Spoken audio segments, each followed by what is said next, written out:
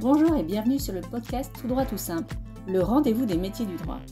Je m'appelle Delphine Bordier et pour avoir exercé des fonctions juridiques différentes, avocate, directrice juridique et aujourd'hui LegalOps, je sais qu'au cours de sa carrière, on se pose forcément des questions sur son métier, son projet, et ça tombe bien, c'est justement ce dont je vais vous parler tous les 15 jours.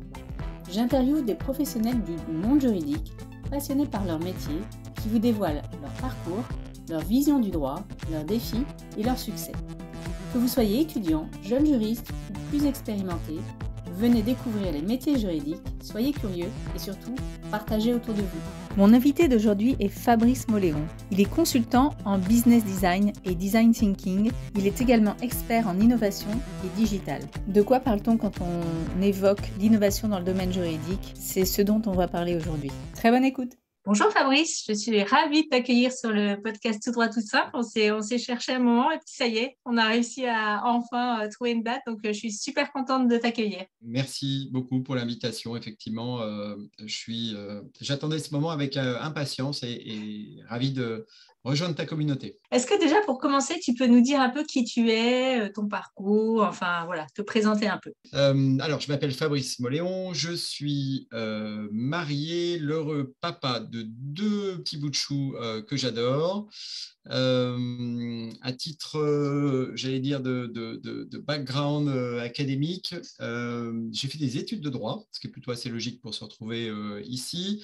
Et ensuite, j'ai été jusqu'au doctorat. J'ai enseigné le droit pendant une quinzaine d'années, principalement en école de commerce, très très peu à l'université. J'ai ensuite enseigné pas mal d'autres choses. C'est le charme d'une business school, c'est qu'on découvre plein d'autres trucs. Du coup, j'ai enseigné les problématiques de responsabilité sociale, de développement durable, de design, d'innovation, pas mal de choses. Donc, un gros parcours, j'allais dire, académique. Et puis, pour arriver maintenant, effectivement, à une autre vie professionnelle, puisque je fais aujourd'hui, je suis consultant, hein, concrètement. En général, quand je me présente, je dis que j'ai 3 casquettes, 3 activités aujourd'hui différentes et complémentaires. J'en ai une première, pour faire très très simple, pour laquelle je travaille à faire ce qu'on appelle de l'innovation. Je fais ce qu'on appelle du business design, c'est-à-dire que j'aide en gros les entreprises à mettre sur le marché de nouveaux produits et services. Et dans ces cas-là, mes clients vont être des grands groupes comme Veolia, Total, Canal+, TF1, Nestlé, des groupes un peu comme ça. Donc, comment est-ce qu'on va utiliser des problématiques ou des approches que j'utilise beaucoup dans mes différentes activités, comme le design thinking, la proposition de valeur, les business models. Voilà, comment s'assurer que quand on lance un nouveau produit et service, on va rencontrer une population et tant qu'à faire, on va gagner un peu d'argent. Ça, c'est ma première activité. J'ai une deuxième activité où je fais quelque chose qui est assez proche, mais avec une population très différente. C'est celle de Robert B. Forcément, il y a un clin d'œil avec mes amours de jeunesse et Robert Badinter. C'est toute la partie offre de conseils en communication, marketing et puis tout simplement stratégie et développement pour les départements juridiques d'entreprise et pour les cabinets d'avocats. Donc, comment est-ce que concrètement, on peut être plus efficient, plus efficace, plus lisible et puis tout simplement avoir une croissance qui est mieux maîtrisée. Et puis, j'ai une troisième et dernière activité aujourd'hui qui est celle de Legal Design de l'Exclair. J'ai la chance d'être associé pour ça avec une avocate qui est Sophie Lapizardi et effectivement, j'aide en Legal Design. On répond à une douce question qui est « Et si enfin on comprenait quand un juriste parle ?» Et c'est un truc qui est en train d'exploser de manière assez intéressante auprès des collectivités, des départements juridiques et aussi un peu des cabinets d'avocats. Voilà aujourd'hui en grande maille ce que je fais. D'accord. Alors, tu l'as dit, tu es senior consultant en business design et tu as parlé de design thinking. Est-ce que tu peux expliquer un peu plus ce que c'est et comment tu es tombé là-dedans en fait? Le design thinking, traduit en bon français, c'est apprendre à penser comme un designer. C'est en fait une méthodologie d'innovation qui permet et qui s'applique à grand nombre de secteurs. Ça s'applique aussi bien aux cadres d'avocats, aux DJ, qu'à des PME, à des grands groupes. Des groupes comme Google, comme Apple, comme Orange ou d'autres utilisent vraiment ces méthodologies aujourd'hui pour être capables de repenser leur modèle. Et pourquoi est-ce qu'on s'intéresse aux designers ? Parce qu'en matière de champion de créativité, de champion de création de valeur, voilà, on s'est dit à un moment, mais est-ce qu'on peut apprendre quelque part à être créatif comme peut l'être un designer ? Il faut imaginer qu'on réduit souvent le design à la dimension artistique ou un peu moderne ou d'une forme. Quand on va dire sous canapé design, ce genre de choses, en fait, le design, c'est bien autre chose. Le mot design, ça veut dire concevoir. Et en fait, le design thinking, c'est vraiment ça, c'est comment est-ce que on peut prendre un peu ce mode de pensée qu'ont les designers pour être capable de repenser des produits et des choses pour leur faire donner plus de valeur. Et puis, le côté design thinking, c'est tout simplement que cette manière de penser qu'ont les designers, on les a appliquées aujourd'hui aux problématiques globalement des entreprises, des organisations. Et donc, ici, par exemple, sur mon activité juridique, aussi bien au DJ qu'au département, qu'au cabinet d'avocats. Alors, tu as expliqué tes trois axes de propositions et de services. Est-ce que, je suppose que oui, mais est-ce qu'il y a des liens entre les trois ? Il y a un premier lien qui est lié au fait qu'il y a une règle d'or en innovation. Il y en a plein, mais il y a une règle qui est hyper importante à comprendre, c'est qu'en fait, on crée assez peu de choses from scratch qui n'existent pas. On s'inspire souvent d'autres bonnes pratiques qui sont faites dans des secteurs. Et moi, j'ai tendance à dire que le fait d'être un petit peu comme ça multicasquette et schizophrène, c'est plutôt une bonne chose. Par exemple, pour mes clients cabinets d'avocats ou direction juridique, parce que assez rarement une innovation vient de son secteur. Et oui, donc on se nourrit. Je me nourris de ce qui va être fait dans un secteur lié à l'alimentaire, au futur de la beauté, etc. Et je vais la ramener dans des secteurs qui ne sont pas forcément enclins à le faire. C'est-à-dire que se benchmarker sur son secteur, c'est une bonne manière de se rassurer. Et ce n'est probablement pas une bonne manière d'innover. Donc, c'est vrai qu'il y a cette capacité à passer de l'un à l'autre et de client à client chaque jour qui permet aussi de prendre le meilleur de ce que je vois dans pas mal d'industries et de le ramener dans d'autres. Et en tant qu'expert en innovation et digital, de quoi on parle quand on évoque l'innovation dans le domaine juridique ? Parce que là, on va parler quand même du domaine juridique. Quelque chose de simple qu'il faut dire, c'est que ce n'est pas une évidence pour certains que le secteur est concerné. Alors par le digital, on commence heureusement à se dire que c'est quand même un peu moins le cas, même si je connais encore des cabinets d'avocats qui se posent la question d'avoir un site, par exemple. Mais c'est vrai que c'est quand même encore un truc assez bizarre. Le digital, ça renvoie globalement aujourd'hui alors, normalement, digital, le mot, ça veut dire c'est l'utilisation des doigts. Donc, c'est vrai que on va dire que plus globalement, ça renvoie aujourd'hui à de la communication via des supports immatériels. Donc, est-ce que je vais avoir un site ? Est-ce que je vais communiquer sur les réseaux sociaux ? Il y a ce genre de choses qui sont présents. Le numérique, par exemple, ça renvoie à d'autres choses. Ça renvoie plutôt à l'utilisation de la puissance de calcul. Donc, c'est là qu'on va retrouver tous les débats intéressants sur l'intelligence artificielle, la blockchain, voilà, des choses qui les données, etc. Tout ce qui est... Exactement, les data, etc., tout ça.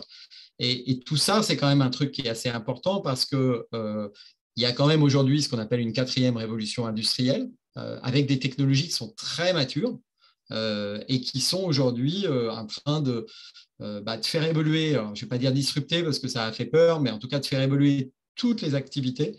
Et bien évidemment, aujourd'hui, elles sont aussi encore en train d'impacter les activités juridiques dans pas mal de domaines, quoi.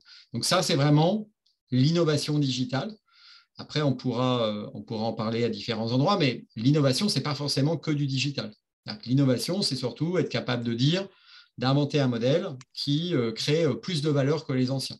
Et par exemple, moi, j'ai tendance à penser que quand on fait du legal design, on fait de l'innovation au sens où on améliore la relation avec les clients, internes ou externes. Hein. On rend plus visible son activité et donc, quelque part, on crée plus de valeur pour ses clients. Et ça, c'est aussi de l'innovation. Donc, ce n'est pas forcément que du digital, même s'il y a un grand champ digital qui permet de s'éclater aussi. Ouais. Donc, il y a effectivement différents types d'innovation. Et il y a des distinctions bien à faire, on va revenir là-dessus, entre innovation, marketing, communication. Mais on va déjà parler d'innovation, puisqu'on est dedans là. En quoi, pour toi, c'est un enjeu de croissance, l'innovation? Ouais, non, tout à fait. C'est un enjeu de croissance au sens où, d'abord, il y a un postulat de base en innovation qui est on innove que sous contrainte. C'est-à-dire que j'ai envie de dire que, après tout, moi, je suis persuadé que c'est un enjeu de croissance et il faut explorer en permanence et challenger en permanence les acquis. Mais quand je dis on innove que sous contrainte, ça veut dire que paradoxalement, si tout va bien, et je rencontre des fois des cabinets d'avocats qui me disent ça, ils me disent on croule déjà sous le boulot. Et donc, bon an, mal an, est-ce qu'on pourrait innover peut-être? Mais j'ai envie de dire, tout va bien. Donc, voilà. Donc ça, c'est quand tout va bien, on profite de sa rente. Voilà. Le pari, c'est de se dire combien de temps elle va durer. Les entreprises sont aujourd'hui obsédées par le fait de ne pas être le futur Nokia, c'est-à-dire j'étais leader sur un marché, je voyais le ciel complètement bleu. Et en quelques années, je suis mort. Donc ça, il y a une véritable obsession des grands groupes là-dessus pour ne pas louper la prochaine vague, la prochaine innovation. On l'a vu récemment avec tous les débats sur les NFT, les métaverses, etc., sur lesquels assez peu de personnes comprennent ce que c'est. Mais on se dit, attention, il y a peut-être une vague à ne pas louper là-dessus. Aujourd'hui, dans les DJ et les cabinets avocats, ce n'est pas forcément aujourd'hui les enjeux qui sont là-dessus, même si je pense que la profession d'avocat, avec ses 70 000 ou 80 000 avocats, est quand même il y a des grandes divergences quand même d'activité entre les différents cabinets. Donc, c'est vrai qu'il y a cette logique un peu dans la logique de croissance, qui est la logique de se dire, voilà, soit est-ce que d'abord c'est un enjeu de survie, et dans ce cas-là, l'innovation est vraiment un élément clé pour absolument sauver un peu les meubles, soit tout simplement, effectivement, on est sur une logique de croissance, c'est-à-dire de performance, quoi, c'est ça? De performance. C'est-à-dire, est-ce que je veux tout simplement trouver plus de clients parce que je veux me développer, je veux augmenter mon activité? Est-ce que je veux pas avoir plus de clients, mais augmenter les marges sur mon activité? Voilà, l'innovation, c'est ce qui va vraiment permettre de faire ça. Moi, je dis toujours, c'est ce qui permet de faire en sorte que les clients viennent chez vous plutôt que chez vos concurrents. Voilà. Et ça, c'est quand même quelque chose qui devrait être une obsession quelque part pour tous les professionnels qui ont des clients, en tout cas. Est-ce que tu peux donner des exemples assez concrets justement d'innovation qui ont permis de la croissance chez certains de tes clients Oui, tout à fait. Non, alors, si on parle innovation, alors je vais donner les premiers exemples sur de l'innovation, on va dire, digitale.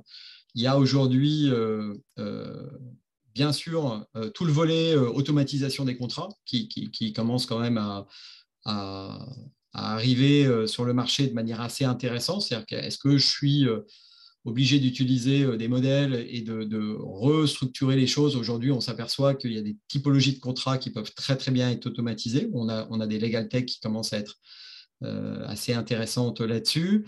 Moi, dans les projets totalement passionnants sur lesquels j'ai bossé, par exemple, ces 2 dernières années, c'est par exemple l'émergence d'une plateforme en propriété intellectuelle utilisant les technologies Bitcoin et Ethereum pour automatiser les enregistrements en quelques clics.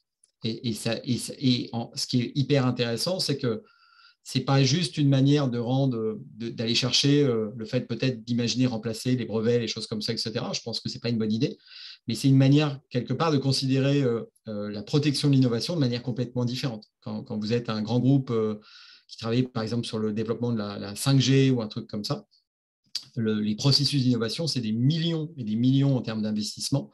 C'est des milliers de développements sur lesquels, en général, ce qui va aboutir en fin de compte à une vraie concrétisation, c'est 1% des processus. Aujourd'hui, c'est tellement coûteux qu'on va protéger que les 1%.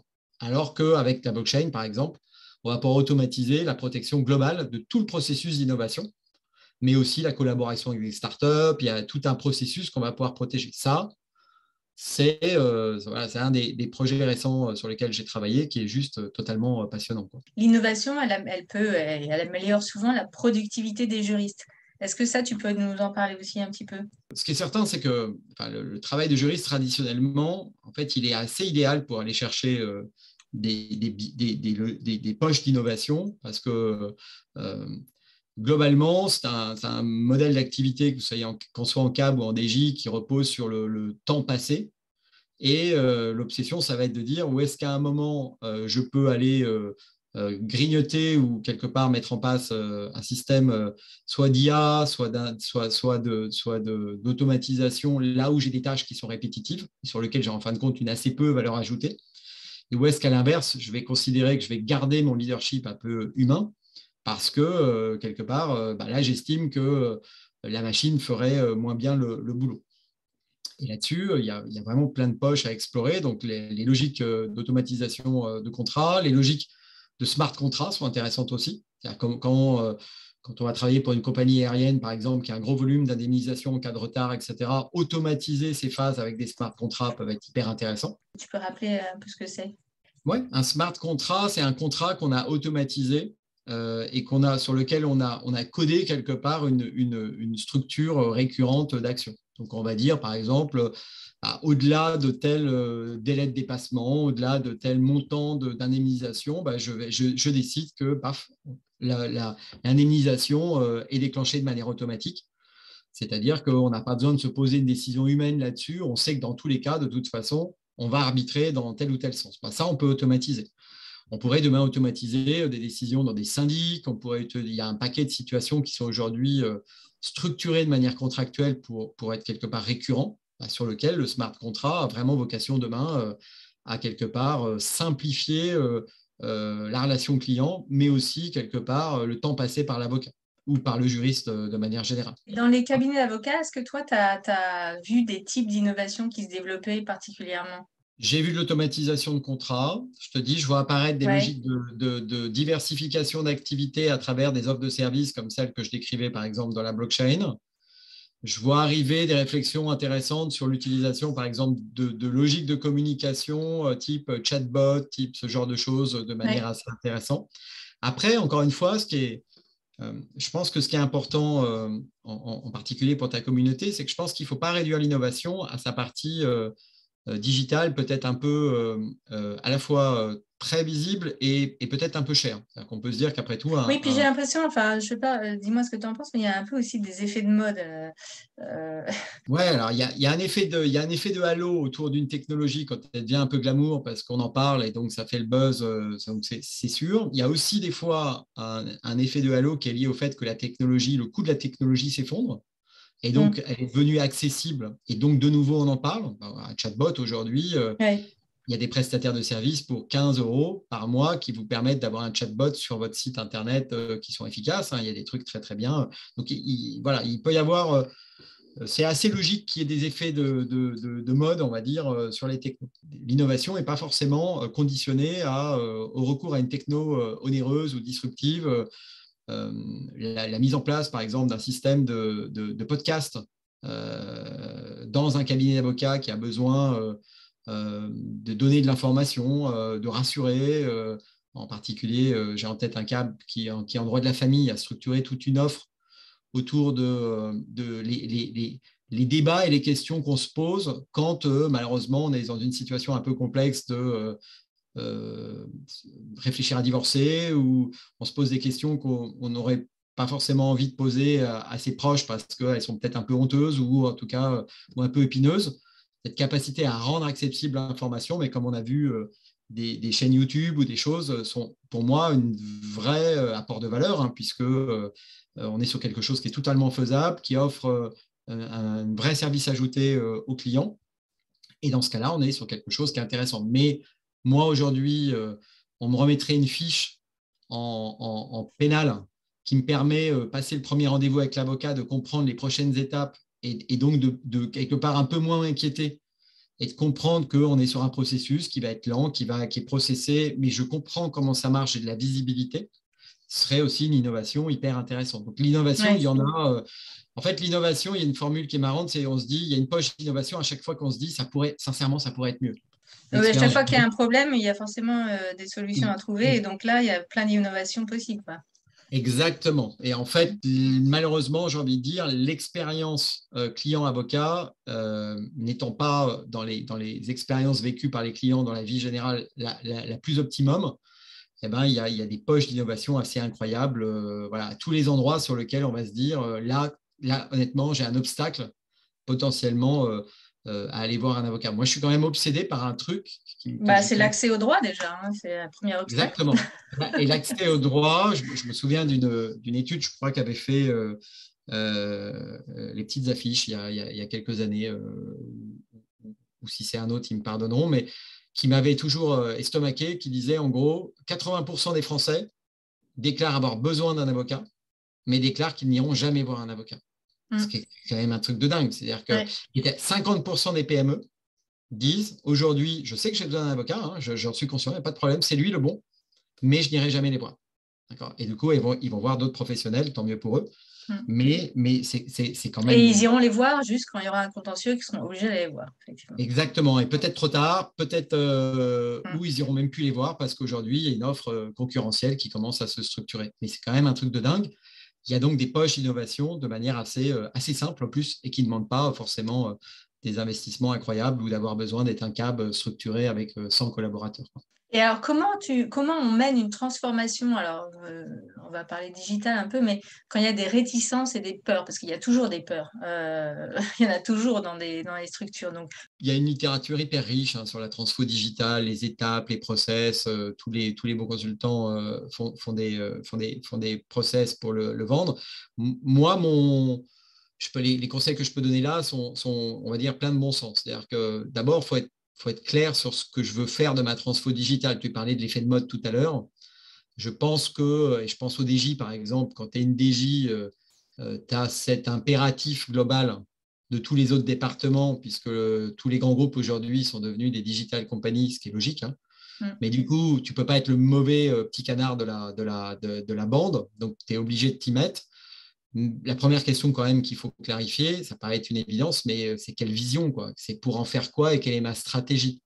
Moi, c'est souvent bêtement par là que je commence, c'est-à-dire en gros, quels sont les objectifs, quels sont les enjeux et attention d'abord définir un peu la vision du truc avant d'y coller les technos à la mode. Le côté quelle technique, quelle techno, quel machin, c'est pas le plus dur. Le plus dur, c'est à quel type de problème je veux résoudre et qu'attendent de moi mes parties prenantes. Et est-ce que nous, en interne, déjà, on a une vision claire? Parce que quels sont les besoins réels Quels sont les besoins réels de notre direction juridique ou de notre CAB? Quelle est la maturité de ma population? Après tout, c'est pas complètement. Ne faut pas oublier un truc, c'est qu'on est, à titre personnel, tous digital natifs, c'est-à-dire quand à 21h, on se pose sur notre canapé devant Netflix avec notre tablette sur les genoux, on est super geek et digitaux. Mais le reste de la journée, on est encore beaucoup à être digitaux résistants. Donc, un peu paresseux, oui. Et puis après, qui va l'utiliser aussi, cet outil? Alors, c'est pour ça, quelles sont mes cibles? C'est quoi mon objectif? Tu vois, après, une fois que tu as défini ton objectif, qu'il est clair, que tu as mis les moyens derrière et que tu as identifié les bonnes technos ou les bons services, il y a un système de plan de transfo qui n'est pas très, très compliqué. Il y a déjà une espèce de première sagesse qui est de dire quels sont ce qu'on appelle les quick wins qu'on va identifier. C'est les trucs sur lesquels symboliquement, tu sais que tu vas pouvoir les faire rapidement parce que ça va te donner de la visibilité tout de suite et puis que ça va te créer de l'engouement et que ceux qui ne croyaient pas, ils vont être derrière toi, c'est bon, machin. Quels sont les sujets qui sont beaucoup plus stratégiques, ceux sur lesquels tu sais que tu ne peux pas te louper parce que ça, c'est les vrais enjeux. Et là, j'ai envie de dire, il faut être capable de dépenser un peu de temps et un peu de ressources. Et là, des fois, il y a un petit problème aussi. Je le dis avec malice, mais c'est un message que je fais passer. Moi, il m'arrive d'engueuler certains de mes clients en disant, si vous n'êtes pas capable à un moment de passer un peu de temps ou d'investir, non, ça ne va pas le faire, quoi. Enfin, je veux dire, il ne faut pas rêver. Ce n'est pas en un atelier de 3 heures qu'on va révolutionner le fonctionnement de la DJ, quoi. Le reste va venir, quoi. Voilà, mais c'est un peu les étapes par lesquelles il faut passer, quoi.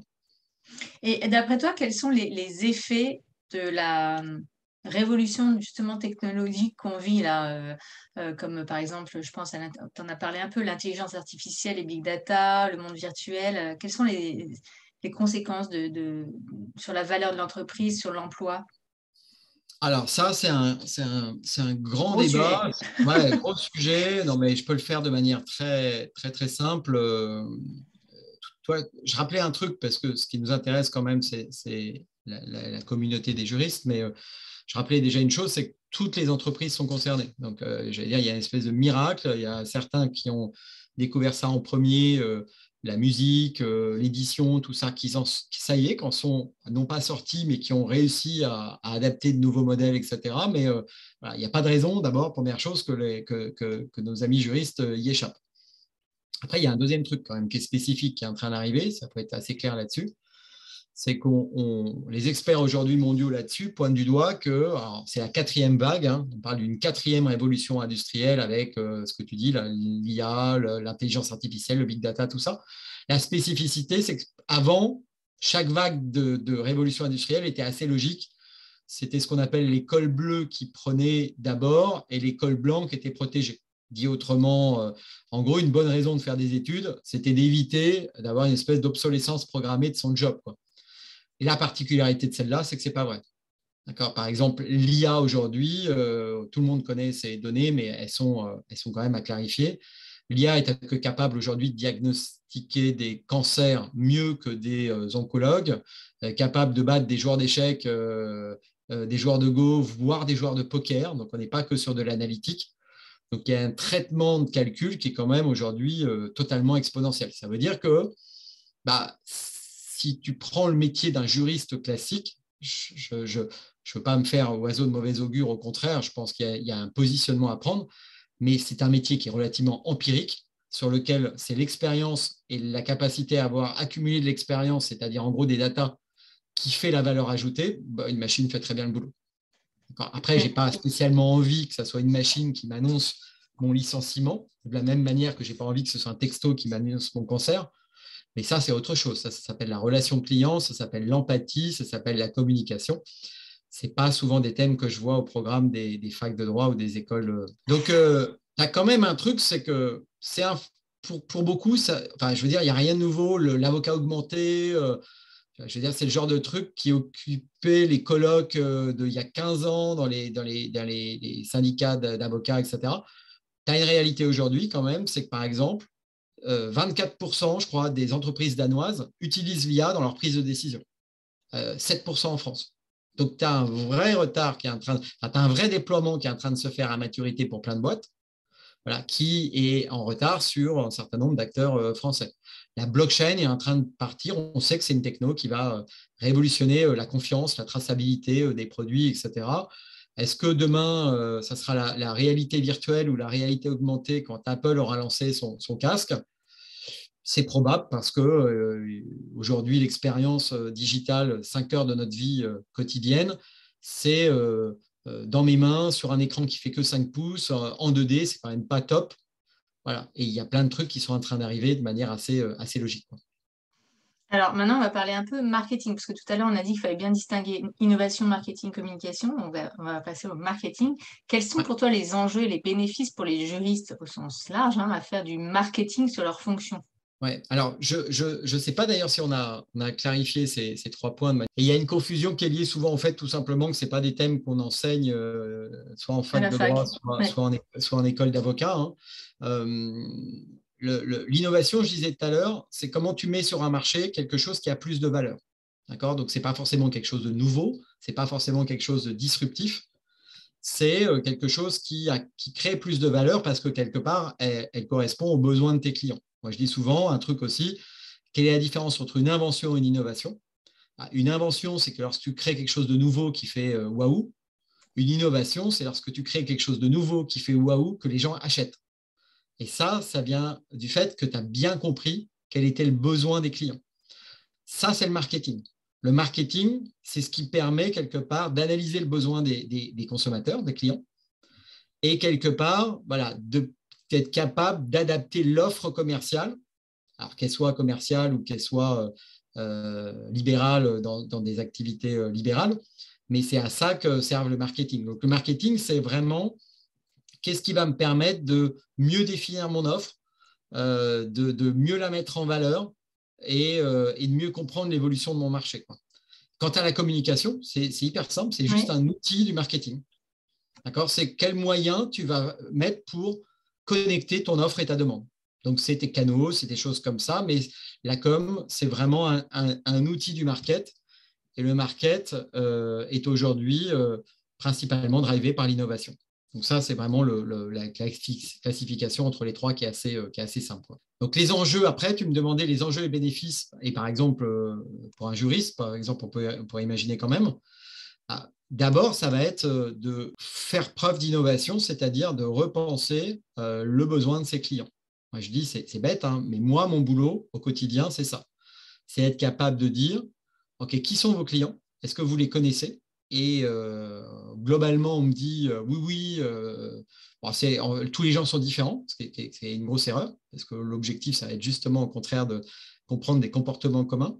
Et puis après, ça va être surtout de vérifier que ce qu'on raconte, ça correspond bien aux besoins des clients. Voilà, le marketing, il va vraiment servir à ça. Et c'est fondamental parce que moi, quand je travaille avec une direction juridique ou un cabinet d'avocats, je commence par un message qui n'est pas très, très sympa, mais qui est provocateur, qui est de dire, partez quand même du principe que 99,9% de vos cibles n'ont pas envie d'entendre parler de droit. D'accord ? Le droit n'est qu'un moyen et pas une finalité. Mais ça pose quand même des questions de fond parce que est-ce qu'aujourd'hui, on répond aux besoins des clients ? Le besoin du client, ce n'est pas que de divorcer, c'est aussi d'être rassuré, c'est aussi de penser à l'avenir, c'est pas que de faire un pacte d'actionnaires, c'est aussi de se poser la question, est-ce que c'est le bon avocat que j'ai ? Est-ce qu'il est en capacité à bien m'accompagner au-delà même du droit ? Voilà, il y a des choses qui doivent être formalisées pour que les clients soient rassurés. On parlait tout à l'heure du fait qu'il y a 50% des PME qui ne veulent pas aller voir leur avocat. C'est parce qu'aujourd'hui, si je provoque un peu, au moins ça créera des réactions. C'est d'abord, je ne comprends pas quand mon avocat préféré me parle. 2, je ne sais pas combien de temps ça va durer. 3, je ne sais pas si je vais gagner. Et en plus, je ne sais pas combien ça me coûte. ça commence mal quand même. Et en plus, il faut que je vous appelle maître. OK, la relation est quand même un peu bizarre. J'exagère parce qu'il y en a plein de super. Hein. Ce que je dis juste, c'est attention, voilà, le marketing va servir à ça. Et le marketing va servir à dire, est-ce qu'en fait, je dis bien les bonnes choses à mes clients? Et la plupart du temps, moi, ce que je vois toujours, hein, c'est que quand on travaille le besoin des clients, en fait, les juristes, ils les connaissent plutôt bien. Que tu sois juriste interne dans une DJ ou avocat dans un CAB, objectivement, quand on bosse sur l'analyse des besoins conscients et inconscients des clients, parce qu'il y a des outils pour ça, en fait, ça se bosse, c'est pas compliqué, les équipes sont bonnes. Là où ça devient la cata, c'est quand en face, je leur dis, et donc du coup, vous offrez quoi? Et là, c'est pas du tout, et en fait, ça marche pas du tout. Et en fait, le but, ça va être ça. Ça va être de dire, comment est-ce que je vais aligner aujourd'hui ce que je propose en termes d'offre de service? Comment ça va correspondre aux besoins de mes clients et comment en plus ils vont le voir? Et s'ils arrivent à le voir, bonne nouvelle, ça créera ce qu'on appelle une proposition de valeur, c'est-à-dire quelque chose qui fait que pour moi, client, ça sera très clair pourquoi je dois venir te voir plutôt que ton concurrent. Quand tu vois aujourd'hui que, bon an, mal an, un tiers des avocats français n'ont pas de site Internet, un autre tiers a un site un peu facile, on va dire, et un dernier... Voilà. Et un dernier tiers aura pris une belle agence de com qui leur aura fait un bon site, mais tout le monde dira à peu près la même chose. Bonjour, je m'appelle Maître Machin, ma spécialité c'est tant, j'ai fait le CAPA comme tout le monde, que je publierai une newsletter juridique que personne ne lit. Ok, comment je fais pour me distinguer sur un marché qui est devenu ultra concurrentiel? Le marketing, ça va servir à ça. Comment je vais me rendre plus visible et comment je vais être capable de montrer mes spécificités parce qu'en fait, j'ai aucun doute qu'il y a un vrai savoir-faire à mettre en évidence et qu'en fait, là où il y a un apport, c'est l'expérience, c'est le savoir-faire, ce n'est pas le droit. Et paradoxalement, encore, on communique sur le droit. Voilà, donc c'est juste un truc assez passionnant, en fait, le marketing. On en vient justement au troisième axe, qui est la communication. Je crois qu'en 2018, tu as coécrit un livre avec Julien Bourré et Jérôme O'Haraud sur les soft skills, développer vos compétences comportementales, un enjeu pour votre carrière. Alors, en quoi consistent les soft skills, justement? Est-ce que c'est devenu des compétences qui sont indispensables? Comment on les identifie? Comment on peut les développer? Enfin, est-ce que tu peux nous en parler un peu? Alors, sans parler de tout le livre, évidemment, mais, parce que tu as plein de choses à dire, mais est-ce que tu peux nous en dire un mot? Je le dis avec beaucoup d'humilité, mais j'ai même écrit 2 livres sur les soft skills. Et quand je faisais je dis ça parce que quand j'écrivais le premier bouquin et que je définissais les soft skills, je disais en gros, c'était un concept que je voyais arriver des États-Unis depuis quelques années, qui n'était pas encore vraiment déployé en France. Et donc, je me disais, OK, je comprends ce que c'est. Globalement, c'est un peu l'analogie cerveau droit, cerveau gauche.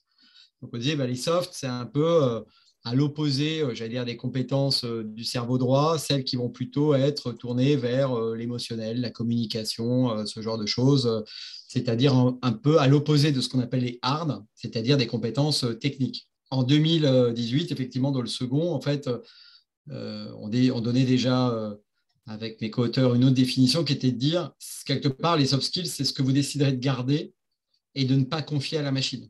Et demain, les juristes vont être en capacité à se dire, il y a probablement de plus en plus de choses que je peux automatiser, sur lesquelles je peux multiplier les outils de collaboration. On parlait tout à l'heure de chatbot, de blockchain, de tout ça, mais il y a toute une autre partie sur laquelle je vais décider au contraire de garder sur de lequel la main, entre guillemets, quoi, c'est ça? exactement, garder la relation humaine.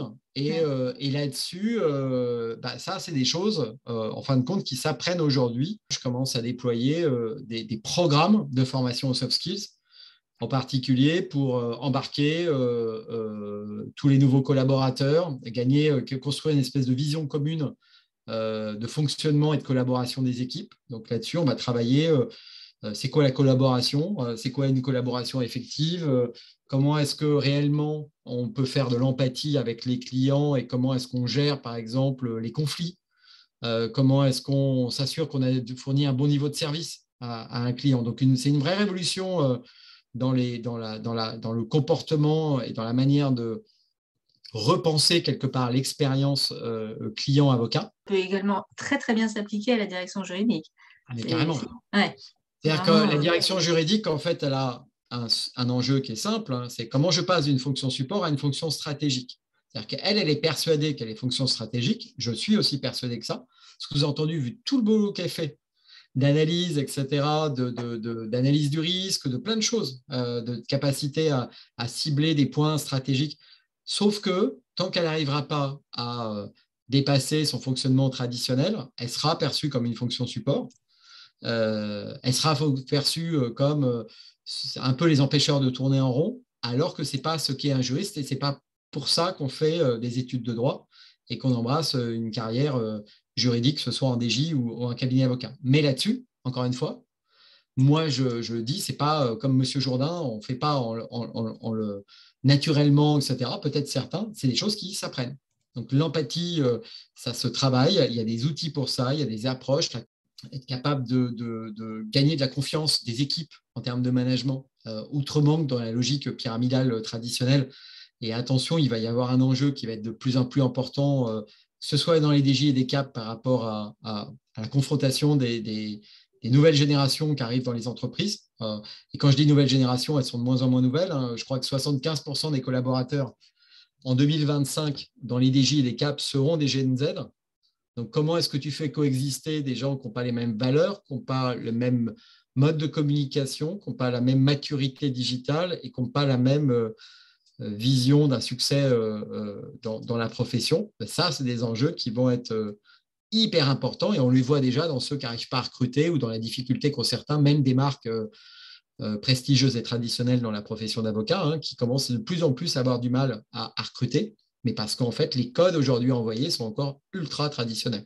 Les soft skills, ça permet aussi de travailler tout ça. La logique traditionnelle de je rentre collab, puis je veux faire associer, puis je partage les parts du gâteau, n'est plus une trajectoire aussi claire que ça, aussi linéaire.